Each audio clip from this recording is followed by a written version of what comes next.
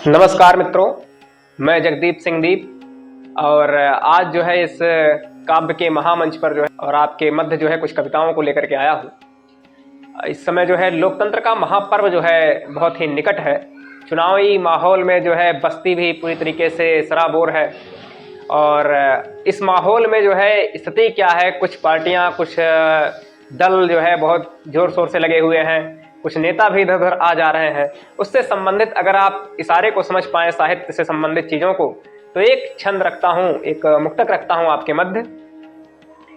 कि आप मुझको यूं छलते चले जा रहे, आप मुझको यूं छलते चले जा रहे, स्वप्न सारे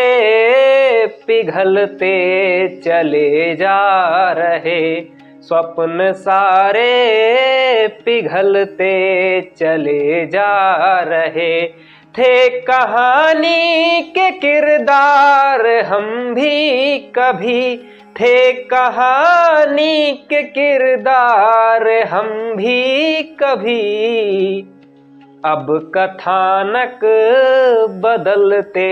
चले जा रहे, अब कथानक बदलते चले जा रहे। जैसा आप सभी लोग जान ही रहे हैं, बहुत सारी कथानक जो है, बहुत सारी कहानियां बदलती चली जा रही है। इस चुनावी माहौल में बहुत सारे नेताओं को इधर उधर होना पड़ रहा है और ऐसे में जनता का माहौल क्या है, जनता का मूड क्या है, इस चुनावी मौसम में जनता क्या कह रही है पिछले 5 वर्षों के कार्य को देखते हुए, और इस लोकतंत्र के रूप में जब उसके पास इतनी क्षमता है कि वो अपने नेता को चुन सकती है, तब वो जनता क्या चाह रही है कि ख्वाबों के अब लुटेरे नहीं चाहिए, ख्वाबों के अब लुटेरे नहीं चाहिए, जुगनुओं को सवेरे नहीं चाहिए, जुगनुओं को सवेरे नहीं चाहिए। सांप डसले अगर है मुकद्दर यही, सांप डसले अगर है मुकद्दर यही, बिन बुलाए सपेरे नहीं चाहिए, बिन बुलाए सपेरे नहीं चाहिए। जनता की भी अपनी मांगे हैं और तमाम जो है इस चुनाव के माहौल में जनता अलग अलग तरीके से अलग अलग विषयों को लेकर के, चाहे पिछले 5 वर्षों के कार्य को देख करके या आने वाली सत्ताओं के प्रलोभन को देखते हुए या जो भी उनकी सुविधाओं के लेकर के बातचीत हो रही है उस पर वो विचार कर रही है। हालांकि इन सब में एक जो कवि का दायित्व है, या हम कह सकते हैं कि एक समाज में जागरूकता लाने का माहौल है, वो ये कह सकते हैं कि इस लोकतंत्र में जो जिस क्षमता के लिए हम लोगों को रखा गया है कि हम मतदान अवश्य करें, तो मतदान को लेकर के हम सब में संजीदगी होनी चाहिए, जागरूकता होनी चाहिए कि हम जाकर के मतदान तो अवश्य करें, अपने अधिकार का प्रयोग जरूर करें। और ऐसे में अगर अधिकार के प्रयोग की बात की जाए तो आप किस प्रकार से कह सकते हैं, मैं श्रृंगार का मुख्य रूप से कवि हूँ, तो मैं आपको एक प्रसंग सुनाता हूँ कि क्या स्थिति हो सकती है इस बार मतदान के लिए, हम क्या कर सकते हैं या क्या चीजें बातचीत हो सकती है।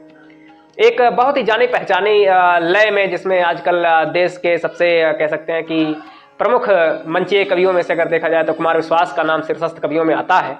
उनकी ही जानी पहचानी तरन्नुम में जो है एक मुक्तक आपको सुनाता हूँ कि मोहब्बत की जो डूबी थी वो नैया पार आएगी, कि मोहब्बत की जो डूबी थी वो नैया पार आएगी, निकल कर के वो घर से बूथ तक इस बार आएगी, निकल कर के वो घर से बूथ तक इस बार आएगी, सियाही बन के उंगली पर लगेगी प्यार की मेहंदी,